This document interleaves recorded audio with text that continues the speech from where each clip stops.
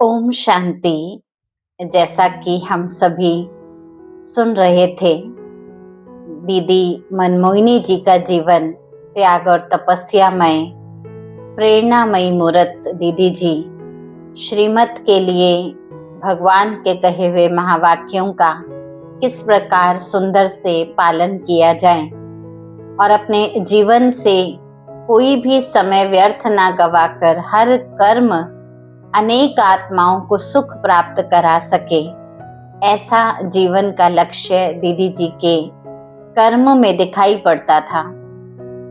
हम सुन रहे थे कि दीदी ने कोई युक्ति ऐसी अपनाई जिसके आधार पर अपने लौकिक पति से भी मुक्ति प्राप्त करी। उसके बाद कुछ समय पिकेटिंग आदि का ऐसा सिलसिला चलता रहा जिसमें छोटे छोटे बच्चे पिकेटिंग में खड़े हो गए, भूख प्यास आदि किसी चीज की परवाह ना कर। उसमें दीदी के मौसा जी भी रहा करते थे, जो उस समय बहुत मशहूर पद पर आसारित थे। लेकिन वहां पर जब उन्होंने देखा कि इतने बड़े परिवार के बच्चे और ऐसे पिकेटिंग में बैठे हुए हैं, तो आखिर बच्चों के प्रति तो सर्व का मोह होता ही है। और ये एक युक्ति थी कि मोह के कारण भी उनसे अपनी बात मनवाना और उनको ओम मंडली में जाने की छुट्टी प्राप्त करना। अब ओम मंडली के बाद ओम निवास खुला, तो उसमें भी पढ़ने वाले बच्चे रहने लगे जो पढ़ाई पढ़ते थे। पहले तो जैसे बताया हमने पिछले एपिसोड में कि सिलाई सीखने के बहाने हम कुछ माताएं, कुमारियां, बहनें निकल पाती थी और दीदी बहुत अच्छा सिलाई आदि सिखाया करती थी सबको। अभी पढ़ने के लिए भी बच्चे वहां पर रहने लगे और जब कराची में गए तो वहां दीदी सबकी जैसे मॉनिटर होता है क्लास में, जो टीचर ने कहा है उसको एक्यूरेट बच्चे कर रहे हैं या नहीं कर रहे हैं, उसका पूरा ध्यान देने वाली वो हमारी आदरणीय दीदी बनी, यानी दीदी कंट्रोलर बनी। और जो दादी परिचय बता रहे हैं अपना अनुभव के रूप में उनसे क्या प्राप्त किया, तो दादी कहते हैं कि मैं उनके साथ वाइस कंट्रोलर बनकर पूरा साथ निभाती थी, मददगार बनती थी। वहां दीदी बड़ी एक्यूरेट और चुस्त थी। स्मृति उनकी इतनी पावरफुल थी, जैसा आपने पहले भी सुना, उनको अपने पिता से दिव्य बुद्धि का जैसे वरदान मिल गया हो। तो इतनी स्मृति पावरफुल थी जो कारोबार संभालने में बहुत होशियार थी। कोई भी बात कहाँ रखी है, किसको क्या दिया है, दीदी को बहुत एक्यूरेट याद रहता था। यज्ञ का सारा कारोबार दीदी के ही हाथों में था। कपड़ा कब देना है, किसको देना है, साज सज्जा का, सजावट का, जैसे रूम डेकोरेशन आदि होता है तो उसका सामान देना, या कौन से त्योहार पर कैसी सेवाएं कहाँ जाकर कर सकते हैं, ये सब दीदी जी कंट्रोल करती थी। ऐसे 8-10 बहनें और दीदी मनमोहिनी जी के साथ मददगार रूप में सेवा पर थी और सब उन्हीं की राय से चलती थी। बाबा भी मम्मा को कहते थे, क्योंकि मम्मा बाबा भले ही एक निमित्त रूप में आदि पिता आदि माता के रूप में रहे, लेकिन फिर भी क्योंकि मम्मा कुमारी थी और दीदी एक माता रूप के जीवन को भी जी चुकी थी, इसलिए बाबा मम्मा को भी कहते थे, बच्ची कोई भी काम हो ना तो दीदी से राय लेना। तो मम्मा अनुभवी रथ जो बाबा ने एक तरह से चुना था, होते हुए भी अभिमान में ना आकर, जैसा बाबा ने कहा, अगर कहा है पूछ कर करो, तो बाबा मम्मा दोनों ही कई बार राय लेने के लिए मम्मा के पास, दीदी के पास जाया करते थे। ये अनुभवी थी, माता थी, इसलिए बाबा हमेशा कहते थे दीदी से हर एक कार्य में राय लेकर फिर आगे बढ़ना। बाबा के कहे अनुसार मम्मा पूछती भी थी, दीदी इस बात में आपकी क्या राय है, और दीदी भी बहुत प्यार से राय में हाँ मिलाती थी या फिर कह देती थी, इसको अगर हम ऐसे करेंगे ना तो मम्मा ये कार्य अच्छा हो जाएगा। तो इस प्रकार पूरा कराची में जो भी कार्यभार संभाला वो इसी रीति बहुत सुचारू रूप से सारा संचालन यज्ञ का चलता रहा। शुरू में जब दादी बता रहे हैं हम ओम मंडली में आए थे, तो ज्ञान सीखने के लिए परिवार कई आते थे। तो कई हमारे परिवार से भी पूछते थे, तुम इतनी सारी कन्याएं माताएं वहां रहती हो, तुम हमें ज्ञान कब सुनाओगी? क्योंकि हर एक को इच्छा तो होती थी ना, वहां आपको क्या ऐसा मिल रहा है जो आप सब वहां चल पड़ते हो या वहां इतना समय व्यतीत करते हो? क्या ऐसा ज्ञान है, हमें भी आकर सुनाओ। क्योंकि खुद तो आने में डरते थे कहीं जादू ना लग जाए।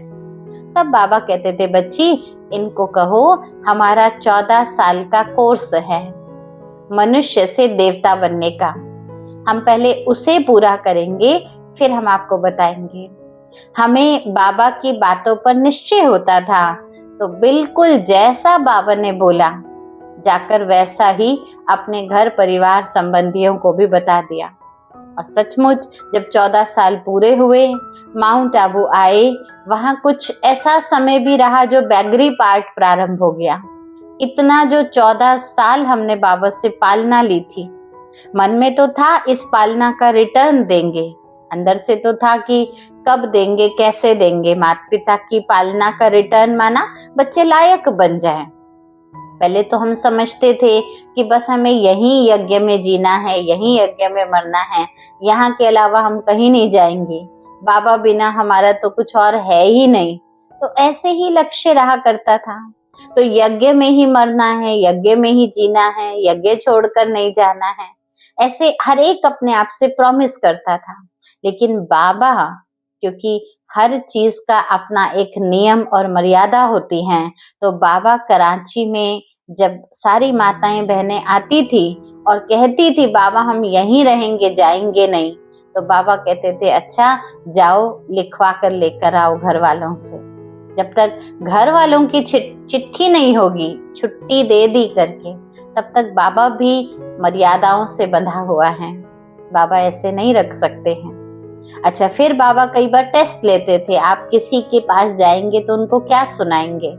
तो बाबा कई बार बच्चों को, दीदी जैसे मॉनिटर थी तो दीदी जी के द्वारा, मनमोहिनी दीदी जी के द्वारा बाबा होमवर्क भिजवाते थे कि लिख कर लाओ साधुओं को ज्ञान कैसे सुनाएंगे, राजा लोग आएंगे तो उनको ज्ञान कैसे सुनाएंगे, क्योंकि साधुओं को एकदम वैराग्य वृत्ति है, राजाओं के पास सारी सुख सुविधाएं राजपाट आदि हैं, तो दोनों को सुनाने का तरीका आना चाहिए। फिर कॉलेज में जाएंगे तो बच्चों को पढ़ने लिखने वाले बच्चों को अध्यात्म के विषय में कैसे सुना सकेंगे। तो हमें लगता था बाबा हमारी बुद्धि को चलाने के लिए शायद ये प्लान बता रहे हैं, क्योंकि उस समय मन चित्त में भी नहीं था कि हम बाबा को छोड़कर सेवाओं के लिए कहीं बाहर भी जाएंगे। हम तो सोचते थे बाबा के पास ही रहेंगे। तो दीदी बता रहे हैं कि ना दादियों ने ना हमने कभी सोचा था कि हमें बाबा को छोड़कर ऐसे सेवाओं में जाना पड़ेगा, लेकिन हम सेवा के अच्छे प्लान, क्योंकि बाबा ने कहा है, तो बढ़िया से बढ़िया प्लान, बढ़िया से बढ़िया पॉइंट्स लिखकर बाबा के पास जाते थे, अच्छे पॉइंट्स निकालते भी थे। क्या मालूम था बाबा ने इन्हीं पॉइंट्स के तैयारियां कराकर हमको सेवार्थ भेजना था। दीदी बाबा से बहुत हल्की होकर बात करती थी, माना दीदी मनमोहिनी जी और दादा लेखराज जो प्रजापिता ब्रह्मा बन गए थे, उनके बीच में एक ऐसा तालमेल था, बाप बेटी का इतना घनिष्ठ नाता था जो इशारे से जैसे समझ लेना, और कोई झिझक नहीं होती थी, पूछे नहीं पूछे, बाबा है, इतने बड़े हैं। जैसे आप देखिए और सत्संगों में तो गुरुओं से कुछ प्रश्न करना हो तो एक झिझक होती है अंदर से, लेकिन दीदी का और बाबा का ऐसा नाता था, बड़े हल्के होकर बात करती थी, जैसे दीदी के सखा हो, माना एक फ्रेंडली जैसे टॉक होती है ना, बड़ी क्लोज टॉक, सारी मन की बातें करते थे। उसे देखकर हमारे अंदर भी संस्कार पड़ गए। दादी अपना अनुभव सुना रही है, जब मैं दीदी को देखती थी इतने हल्के रीति बाबा से बातचीत करना, रूह रेहान करना और कोई भी प्रकार की समस्या शेयर कर लेना, तो जैसे उनको देखकर हमको भी बाबा के क्लोज जाना, ये संस्कार हमने सीखे। हमारा कनेक्शन दीदी के साथ साथ और दीदी का बाबा के साथ बढ़ता गया, तो जैसे नेचुरली, ग्रेजुअली और नेचुरली हम खुद भी बाबा के पास पहुंच गए, इतना क्लोज हो गए थे। बैगरी पार्ट के दिनों में बाबा हमको कहते थे कई बार क्योंकि कई बार ऐसा होता था कि कुछ आत्माएं दुखी होती थी तो बाबा को चिट्ठियां लिखती थी। तो बाबा भी उस समय हम सब बच्चियों को बिठा कर कहते थे, आपको मालूम है दुखी आत्माएं आपको पुकार रही हैं, कितना कष्ट है दुनिया में, भगवान को पुकार रही हैं। अब भगवान को हर कोई तो पहचान नहीं सकता, वो नजर ही नहीं है। पहचानने को भी तो कहते हैं ना जाने किस भेष में नारायण मिल जाए। अब वो पहचान की नजर देने के लिए तो तुम्हें जाना पड़ेगा ना। तो बाबा ने ऐसे बच्चों को सेवा के लिए भेजा। बोला दुखी आत्माएं पुकार रही हैं और आप सब यहाँ बैठे हुए हो, आपको संकल्प नहीं आता कि हमारे ही भाई हैं जो पतित हैं, दुखी हैं, हम उनको जाकर पावन बनाए। तो हमने कहा दीदी को एक दिन की, दीदी बाबा रोज रोज ऐसे क्यों कहते हैं कि आपको तरस नहीं आता, आप बैठकर विचार विमर्श करो, बाबा की ये प्रेरणाओं का क्या राज है। अच्छा, दुनिया तो देखी नहीं थी, क्योंकि बहुत सी दादियां ऐसे थे जो बहुत ही छोटी 8-9 वर्ष की उम्र में, कोई 11-12 वर्ष की उम्र में परिवार सहित बाबा के पास समर्पित हो गए थे। अब उन्होंने और कोई लौकिक दुनिया तो देखी ही नहीं थी, क्या कष्ट, क्या दुख, क्या पतितपना, क्योंकि वहीं 14 साल तपस्या में रहे। तो उनको लगता था दुनिया तो हमने देखी नहीं है, लोगों को हम जानते नहीं है, जमाना बदल गया है, हम कहाँ जाएंगे, बाबा ने तो कह दिया जाना है, तो हम कहाँ जाएंगे, हम कैसे बाबा की आश पूरी करेंगे। ये बहुत प्रश्न अंदर से उठता था।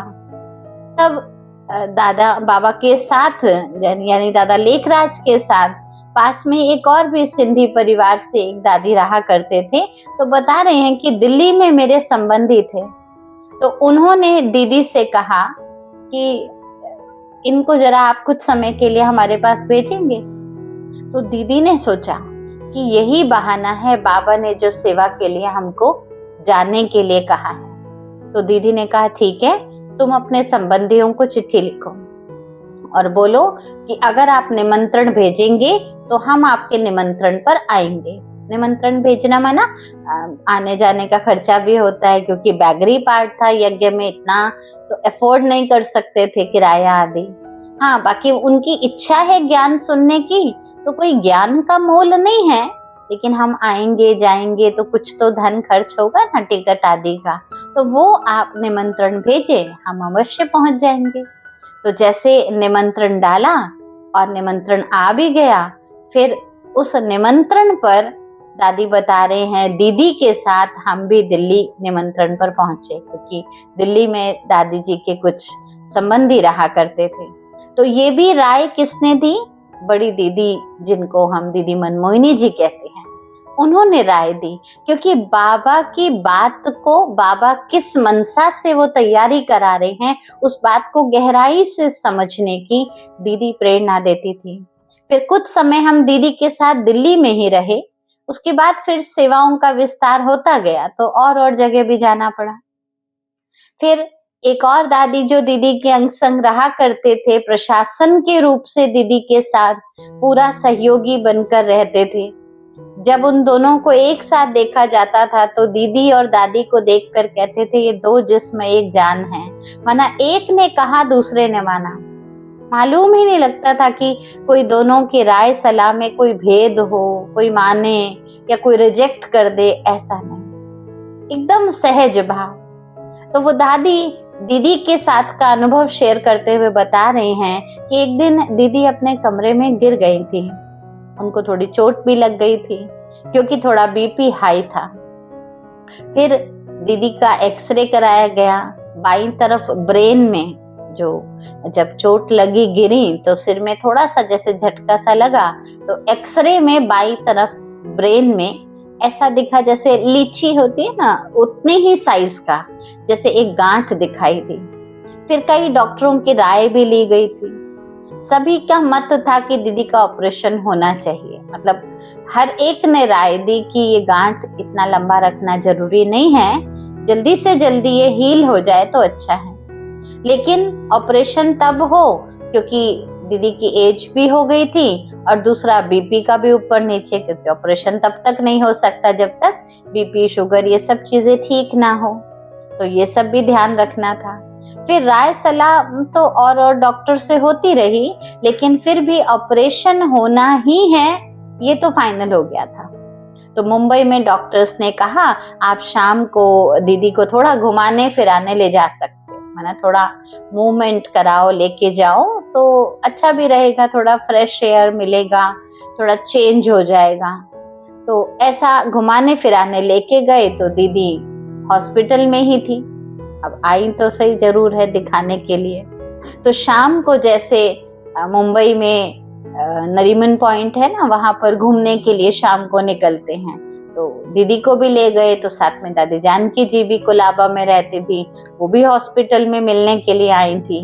तो दीदी को जैसे कार में ले जाने लगे, इधर से दीदी निकली, उधर से दादी जानकी जी निकले। और जब दोनों मिले उसी नरीमन पॉइंट पर मिलने के लिए, ऐसे मिलते थे जैसे आपस में ज्ञान की रूह रेहान कर रहे हो। ऐसा नहीं कि पता नहीं क्यों मिले, अच्छा मिल गए, कोई हाल चाल, ऐसा नहीं। ऐसे मिलते जैसे अच्छा आज क्या सुनाया भगवान ने, आज कौन सी बात की, आज मैंने ये अनुभव किया। तो व्यर्थ तो उसमें होता ही नहीं था, ज्ञान की चर्चा चलती थी। तो जैसे दीदी दादी का आपस में रूह रेहान चल रहा था, तो दीदी से रूह रेहान करते करते हंसते बहलते आते डॉक्टर की छुट्टी भी हो गई। वो कहता था दीदी को घुमाओ फिराओ, बाकी फिक्र नहीं करो। दीदी कुछ सोचे नहीं। अब सबने ये ध्यान तो रख लिया कि ठीक है दीदी कुछ सोचे नहीं, हम इस बात का ध्यान रखेंगे। अब बीच में एक बात ये आई कि डॉक्टर ने कहा दीदी को वो जो छोटी गांठ है ना, वो ट्यूमर भी है, ट्यूमर भी कहला सकता है ब्रेन में। तो बहनों ने सुना तो सोचा हाय दीदी को नहीं बताएंगी क्योंकि हर कोई सोचता है ना भाई हमारी दीदी हैं, इतनी बड़ी हैं, इनको बताएंगे पता नहीं कोई सोच ना चले, ऐसा ना हो। तो उन्होंने सोचा नहीं बताएंगे और उन्होंने दीदी को कुछ भी नहीं बताया। अब दीदी को यही कहा ऑपरेशन होना है, लेकिन किस चीज का ऑपरेशन होना है ये किसी ने भी नहीं बताया, क्योंकि हर कोई ये सहम कर रुका हुआ था कि दीदी को कहीं चिंता ना हो जाए।